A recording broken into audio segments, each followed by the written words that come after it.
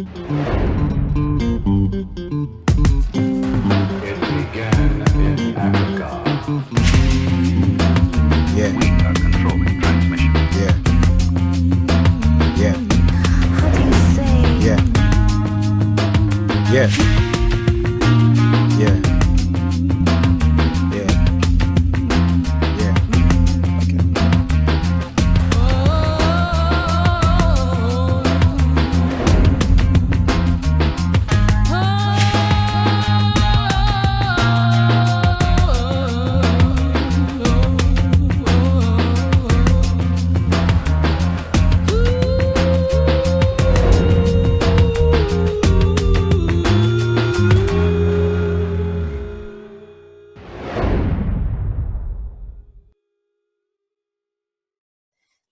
Hello and welcome to Afrospace. My name is Nyasha Grace and I am joined by my co-host Adetunji Omotola.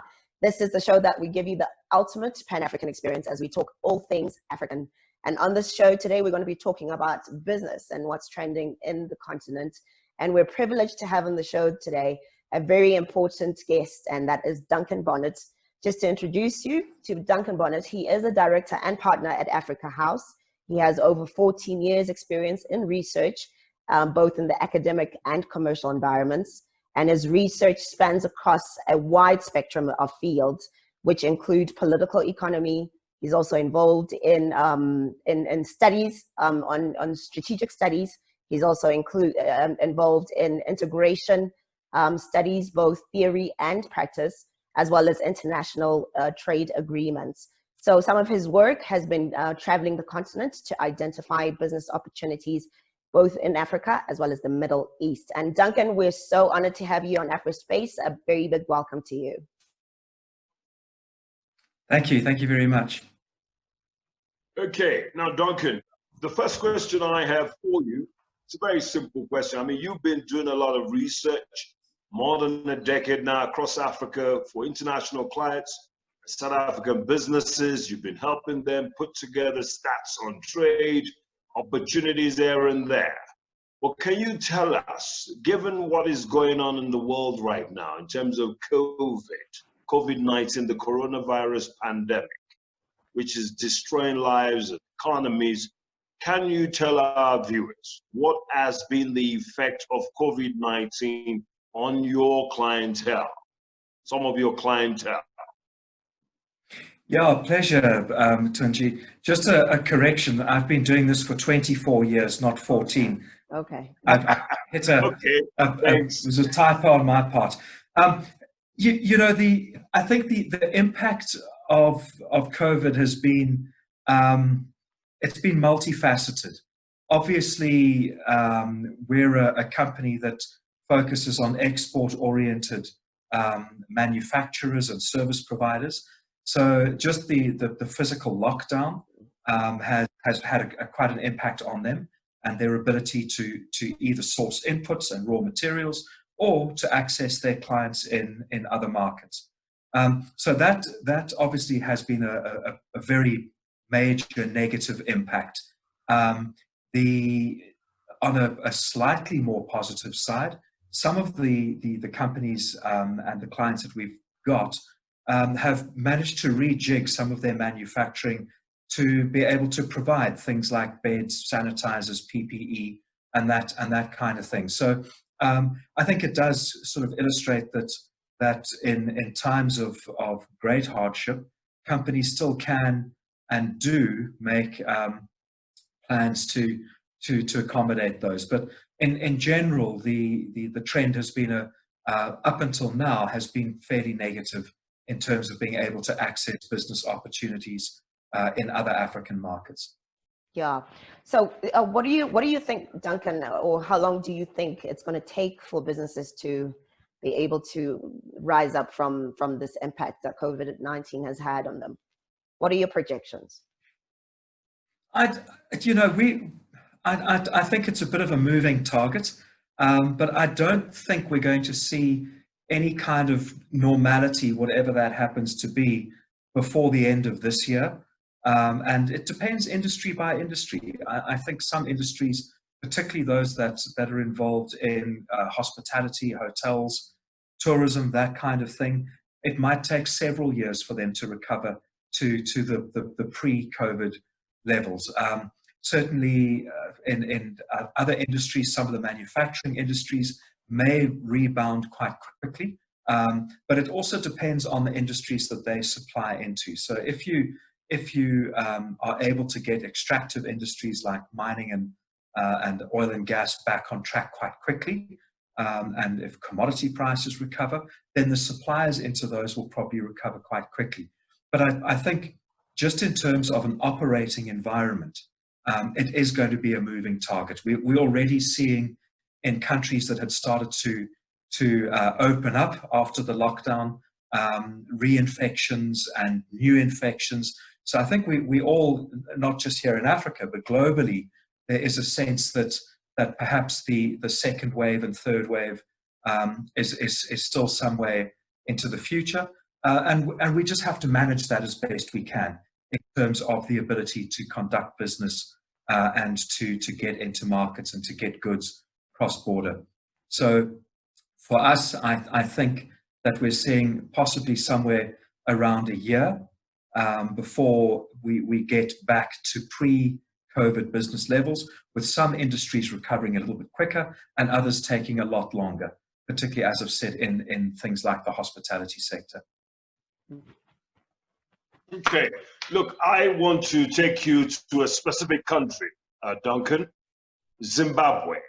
I saw Yes. in my little research that I did about Africa House, I saw that in 2018, early 2018, I believe around March, you took a delegation of South African investors into Zimbabwe just a few months after the alleged coup that was not a coup.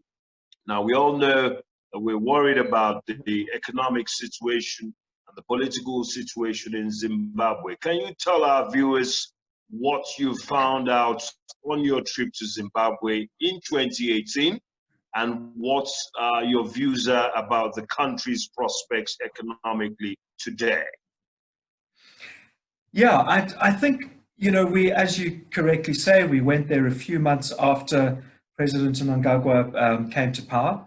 It was on the back of very positive statements and projections that were coming out of Zimbabwe, both from the government and the private sector.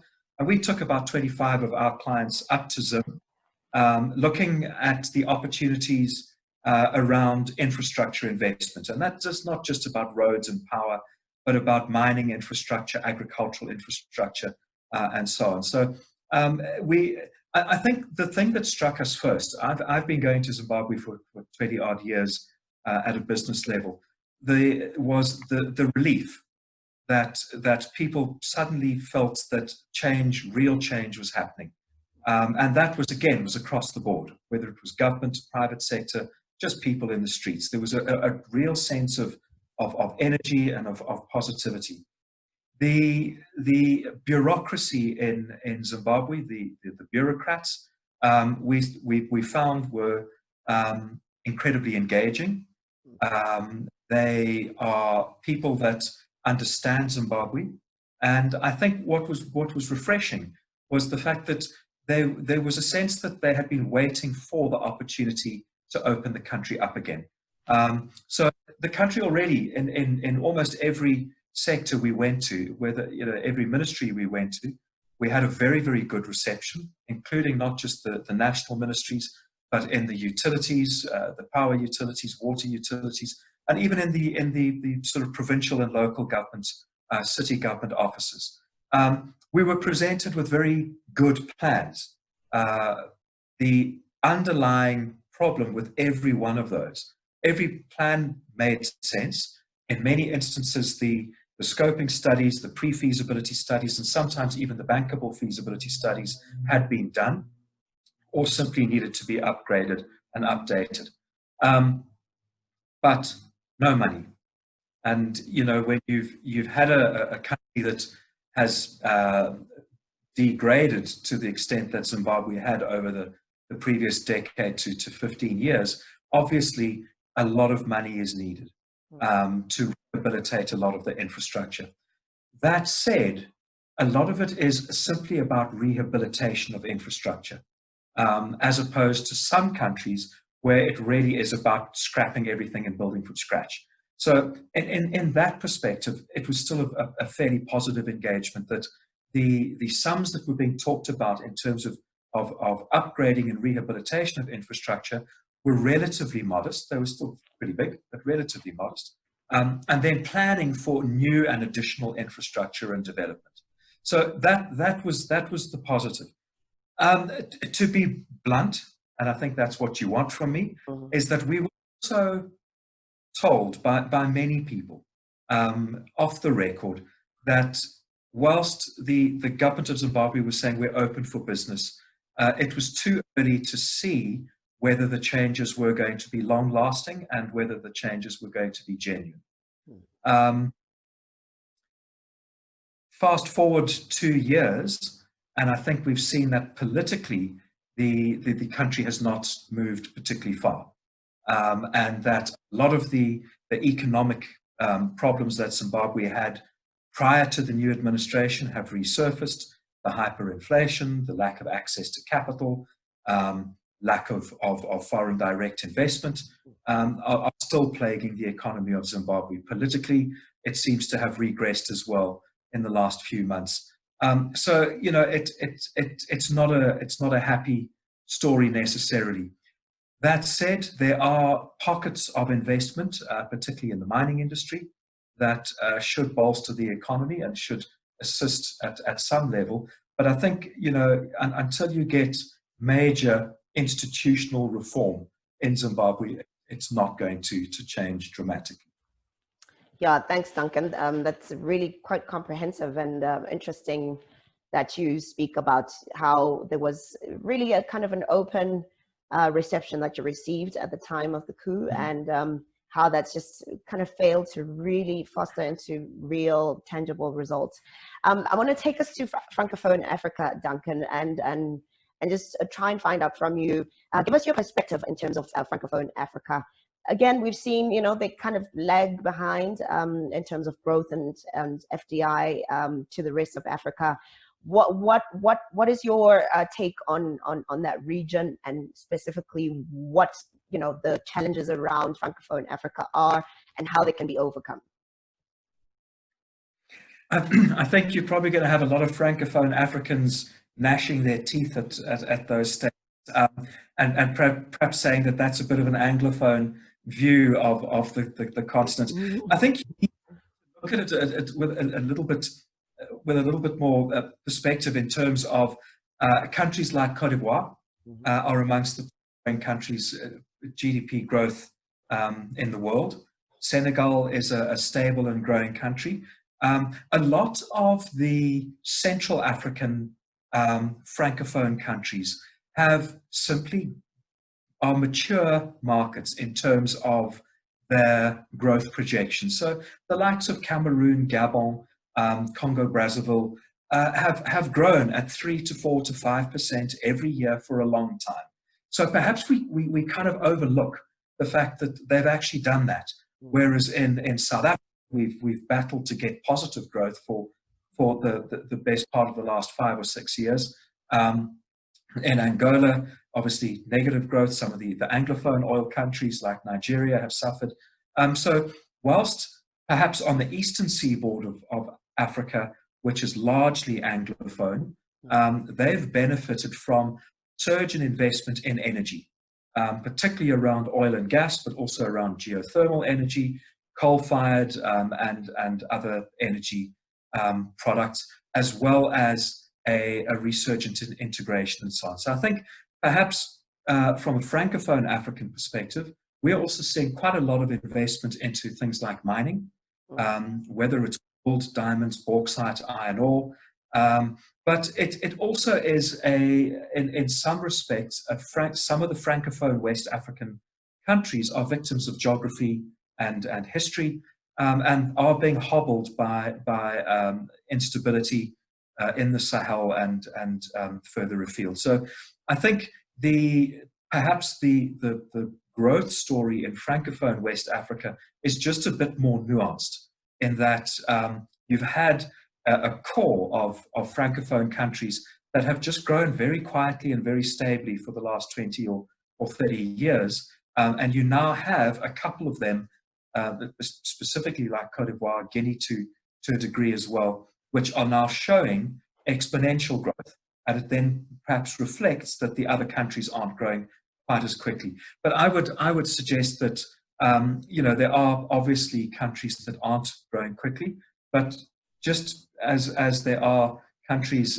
in Anglophone Africa that are not growing quickly or actually contracting in an economic sense. So I think it is a little bit more nuanced than that. I also do think that there's a lot of unnecessary mystery around Francophone Africa. And we hear this here in South Africa, particularly, but also in other parts of the world that, Francophone Africa is dominated by the French. You can't get in there. And perhaps that's one of the reasons why we have this perception, is that we're not going into markets in Francophone West Africa and Central Africa and competing the same way that we do in markets in East Africa. So perhaps there's a sense that a lack of dynamism comes from the lack of interaction from the Anglophones amongst us into French-speaking Africa. Okay. Look, I always believe that there's always challenges in terms of barriers, language barriers. I think the China story always reminds me of that. A lot of people gone into China a long time ago, but that language seems to be, perhaps that's what the problem is with Francophone. And many people are worried that when they get there, I've certainly had an experience in Togo. It was quite difficult. You can't speak French. You can't speak any of the local languages. But anyway, the question that I want to pose to you, I want you to give our viewers a sense of what trends that you've spotted during this COVID-19. We know that we are now being Zoomed. They say death by Zoom. I've heard phrases like death by Zoom. I know I have seen some restaurants convert during level 5. They became a greengrocer. They started to sell grocery. I know that a friend of mine who is in the food business has also started all sorts of things online. They're now showcasing their food range online, African culinary or something like that. So for you who is dealing with, your company is dealing with a lot of businesses, what trends have you spotted during this COVID-19, Duncan? Well, death by Zoom, obviously, I think that's one. And but allied to that, let's look at it from this perspective. The expectation is that over the next 5 years, the volume of data consumed by Africans will grow by 9 times. So there is a huge opportunity within that space. And I think if we look at it, in Africa, we leapfrogged the ICT developmental curve.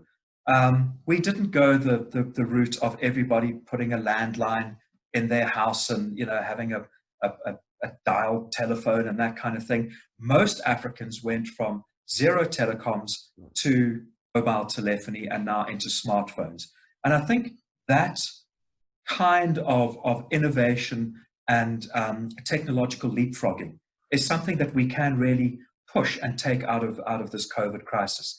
If I look at countries like Kenya and Nigeria as well, and look at the levels of things like online retail, mobile banking apps in Kenya, the things like your Ubers, and not just global ride-hailing services, but the domestic ones that you're picking up. So I think what we are seeing is that there will be a transformation, perhaps to a more online lifestyle, online grocery shopping, online any shopping, as well as online businesses. So there would be less interaction at that level in many respects.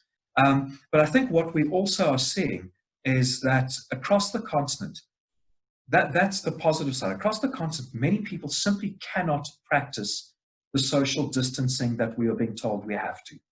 If you have communal water and sanitation and ablution facilities, in rundown urban areas, how do you practically enforce social distancing?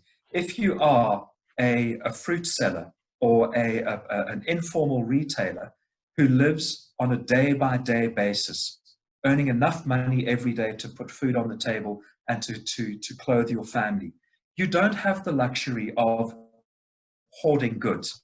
And, you know, like in Australia, where they sold out of toilet paper inside a week, we don't have that luxury. It is a day-by-day existence. And I think what that's going to force, and we're starting to see it already, is an emerging idea that African cities need to be fundamentally reformed from how we utilize space, how we prioritize space, and how we prioritize the delivery of adequate and equitable social services into cities. And I think it goes hand in hand. In 2000, there were less than 40 cities that had 1 million people or more across sub-Saharan Africa. Today, there's about 80 odd. By 2030, there's going to be over 100 cities with 1 million or more people. And you have to provide the correct living space for that. So there's a number of parts to it. It's at that base of pyramid level to ensure that people in the informal economy and the lower end of the formal economy have access to proper services, whether it be health, sanitation, education, all of those kinds of things, safety and security. And then as you move further up the pyramid, you're also starting to see, and I think you will see, the growth of domestic healthcare. If people can't fly to London or Thailand for medical treatment, they have to have it at home. So we're going to start to see that kind of impact. So I think you're going to start to see also with the movement already that was underway to try and develop green cities, sustainable cities, more integrated city developments. These are all different strands that should start to come together to ensure that once again, African cities don't have to go through the same developmental curves and problems that many others did. I'll very quickly give you a good example of that. Botswana in Gaborone, they've just about completed their new CBD. The key worry that people in Botswana have is that the old CBD will become South African. And that's not a compliment. What they actually mean is they don't want hijacked buildings, gangs, and degradation of that space. So they're already working towards how do we repurpose that space to make it into a useful and effective space now that we have the new CBD. And I think that's the kind of thinking that we're going to see going forward across the continent. The last one, obviously, is with the Continental Free Trade Agreement and with the move towards localization of production, local content, local input into mega projects is the real opportunity for greater intra-African investment and intra-African trade. Okay, sorry, Yacha, I just wanted Duncan to expand on when we use acronyms, some people may not know what it means. So, Duncan, can you please tell our viewers what CBD stands for? Central Business District. So all right, thank you. Yeah. Okay, thank you so much. All right, very clear. Duncan, we don't want to keep you too long, but we cannot let you go without you telling us, of course, a little bit about South Africa. Tell us what are the growth prospects of the South African economy looking like now in light of what's happened, obviously, with the pandemic. Already, the economy, as you've mentioned and highlighted earlier, was struggling to come into some positive growth. And so where does COVID-19 leave the South African economy? Well, I think we need to remember that the South African economy was in a terrible state before COVID hit us. So, the idea that in a post-COVID environment, if we go back to normal, that's actually not good enough. We need to do a lot more than just going back to where we were before the lockdown occurred. Obviously, today, President Ramaphosa is hosting a summit where they are looking at 92 major infrastructure developments. And I think that's the kind of thing that really needs to happen. I think if one thing has become apparent through this whole process, it's that South Africa doesn't have a bottomless pit of money. We cannot simply carry on business as usual with unsustainable support for state-owned enterprises. I think we are going to see a greater deal of realism. I think within the ruling party as well, within the ANC, just the fact that the party has acceded to taking loans from the International Monetary Fund, which for many people within the party was a red line that they would never cross. And I think that the understanding is that this is where we are, and without all the help we can get, we're not going to get out of this. So I think a slightly more pragmatic approach within government. I think what we've heard recently in the build-up to this summit is an acceptance by government that we all need to roll up our sleeves, that the private sector has a role to play, not just in the building of new infrastructure, but in the delivery of the projects from conception to completion, that whole cradle to grave approach. So that's the positive side. And I would like to believe that we will have a more positive outcome from this. I also think that ordinary South Africans have realized, if they hadn't before, which is quite a damning indictment on many South Africans, if we hadn't realized just what an unequal society we lived in before, we certainly must have realized it by now. And that there is an absolute need to reduce the inequalities between people in South Africa, from those who have and those who don't. If we're facing an unemployment rate of nearly 50%, that is not economically viable. And as a result, I think we are going to see people thinking a lot more intensely than they had before. Issues which were tomorrow's problem to resolve tomorrow are now today's problems which need to be resolved now.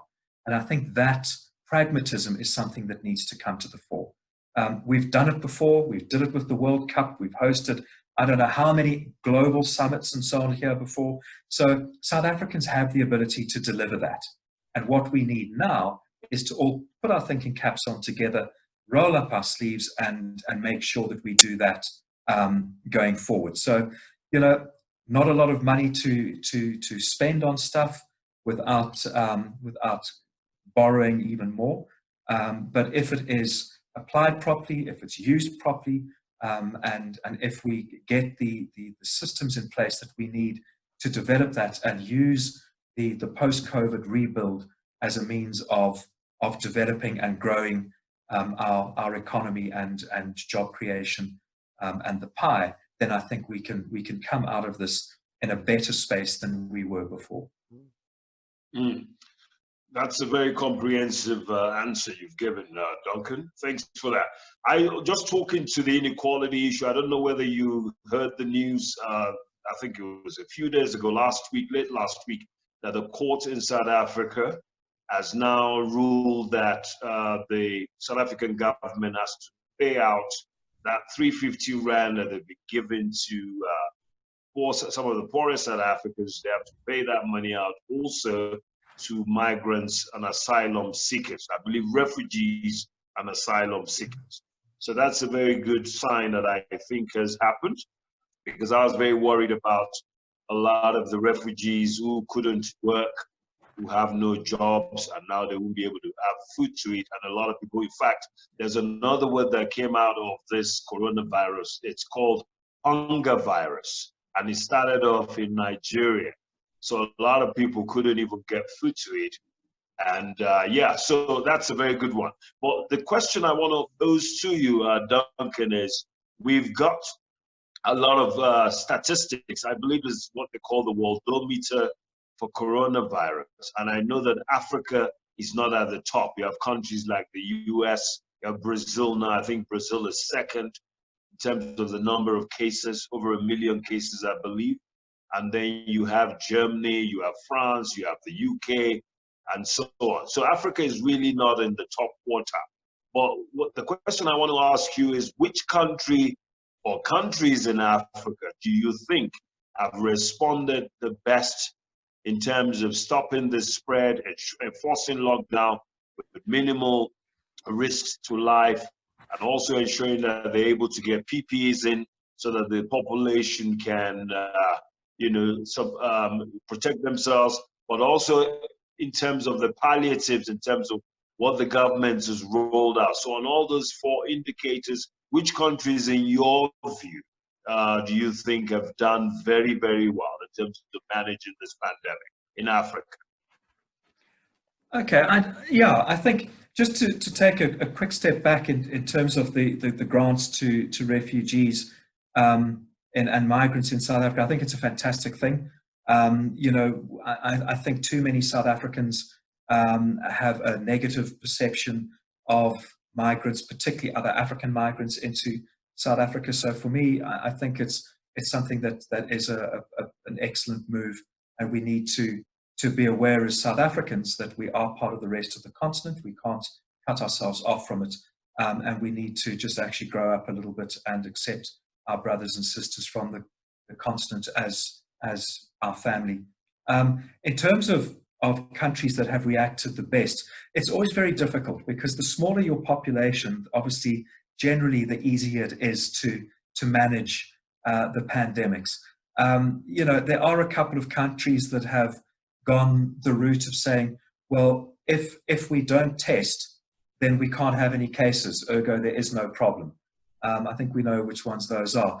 Certainly, an island nation like Mauritius, which was one of the first to declare itself COVID-free, but again, because they were able to very directly control who was coming in and out of the country.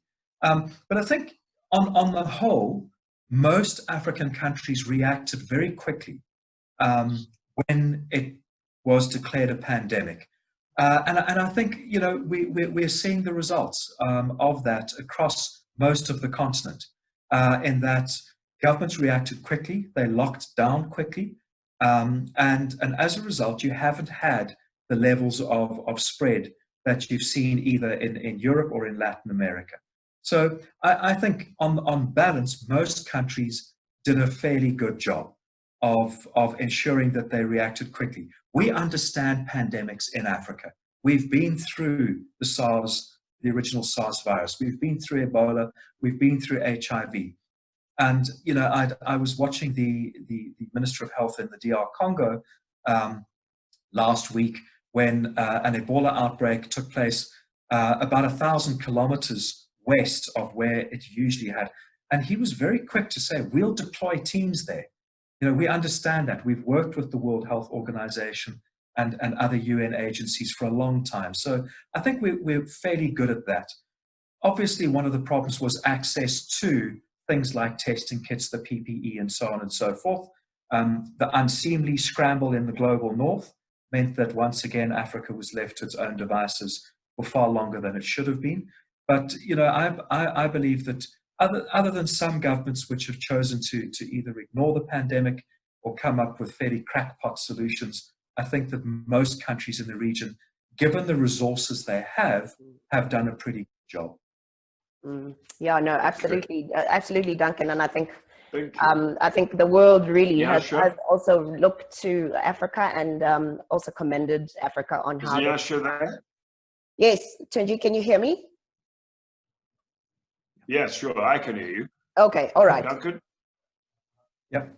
Okay, all right. Duncan, to close off, your final thoughts for Africa House. What are you guys looking forward to? What are you keeping busy with? And just give us an optimistic view of some of the great work that Africa House is currently working on and what we can look forward to in the near future. I don't have to qualify it as an optimistic view. We at Africa House are very optimistic about the continent as it is anyway. I think, what we're doing is we're trying to make sure that our clients are at the cutting edge of these changes as they happen. So keeping our clients informed of what's going on, where the lockdowns have had the most impact, where the opportunities are starting to open up again. But I think also trying to get our clients to understand that in a post-COVID world, whatever that happens to be, it will be fundamentally different, and to look for the opportunities within that. I think we've seen here in South Africa that the rand has declined quite sharply. I don't think it's going to recover anytime soon, which is pretty good for exports at one level.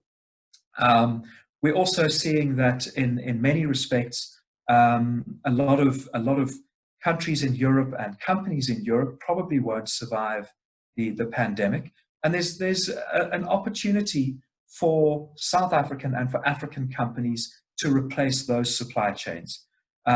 Just looking at what happened in East Africa, the disruption in supply of building materials out of China resulted in a 10% increase in cost. Now, that might not be a hell of a lot if you're building a small house, but if you're building $1 billion railway, a 10% increase in cost is a lot of money.